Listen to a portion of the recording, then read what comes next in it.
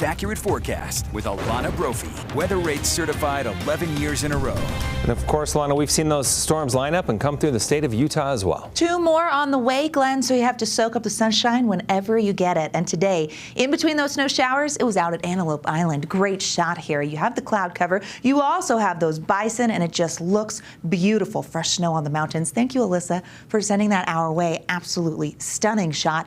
And we saw that sunshine in the south. Tonight, we're losing that sunlight and dealing with an increase of cloud cover. Ensign Peak camera always showing off what Salt Lake has to offer. 38 degrees right now with that northwesterly wind. Just the slightest wind this time of year really impacts the wind chill, and that's something that we notice after these storms sweep through and we're left in that northwesterly flow. Wind chill throughout the state, or the real feel of those temperatures. It's chilly. Teens, 0 in Evanston, Wyoming. Teens in Vernal, 20s in Castle Country, freezing in Delta, close to that in Cedar.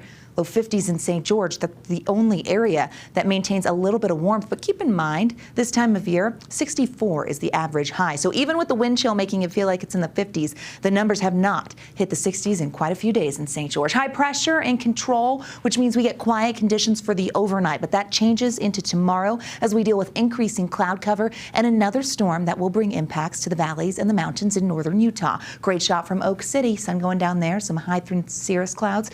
Some ice crystals up in the higher atmosphere. This is an area that is going to see a wind advisory as we head into tomorrow. Starting at noon, southwesterly winds will be gusting pretty hard in places like Delta, Milford, Millard, and Juab County, all the way down to Cedar City. Part of this holds until 5 a.m. Sunday, and those southwesterly winds get really gusty. It helps with the temperature, but unfortunately, it's going to blow some stuff around. You want to make sure that you take care of everything. I always forget the trash can. That's what gets me. Okay, that wind alert is part of this next storm because ahead of it, the winds will be gusting. The alerts that I showed you at the top of the show, the winter weather advisory for the Wasatch front, back. This is really for the mountains and then the backside, as well as the Uintas and the Wasatch Plateau, meaning we're getting accumulating snow. 4 to 8 on the Wasatch back, so 4 to 8 more inches in places like Liberty, Eden, Morgan, and the mountains could go anywhere from 10 to 16, wherever that advisory is posted. Let's watch the breakdown of that high pressure.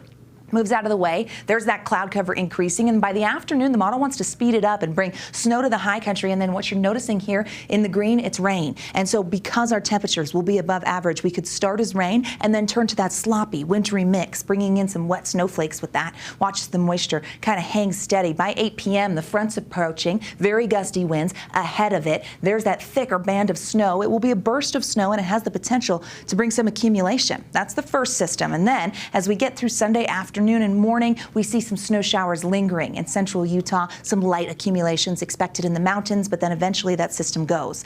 Only a short break, folks, because by 7 p.m., you watch the clock in the corner of your screen, you see more snow filling in. Oh, hello. It's like it's aiming for the Monday morning commute, which could be sloppy because this next system packs a punch with a heavier band and accumulations likely there. Now, the furthest south that second system could go could be Cedar City. We'll keep you posted. We've got to get through storm number 1, which is again Saturday night into Sunday morning. Here's a look at accumulations, heaviest in the Uintas and the mountains. Rain to start with the potential for 3 inches in our valleys along the Wasatch Front as that burst of snow comes through. Benches a little better at 1 to 4. Same number as the central mountains. So you see what I mean with central Utah not getting as much. The system really moving through the north. 30s and 40s for tomorrow. 20s, 30s, 40s, and some 50s on the eastern side of the state. A smorgasbord of temperatures. Love those. 40s for the I-15 corridor. 50s down there in St. George. Washington County drying out, quieting down for several days, and you're going to notice those upper 50s, even though that's below average. The winds will be cranking tomorrow and then into Sunday, but they will stay dry. Next chance of wet weather Thursday and Friday. Wasatch Front shows you those 2 storms. Starts with the mixed precipitation on your Saturday, turning to snow on Sunday, and that snow leaning in to Monday morning. Again, the commute could be sloppy. We stay unsettled Tuesday through Thursday, so don't rule out the chance of some light snow there. Better chance on Friday with the temperatures below average in the 30s and 40s, where this time of year we're supposed to be 51. I'm like, hello, 51? Do you think you could show up, Glenn? Over to you. It would certainly be nice.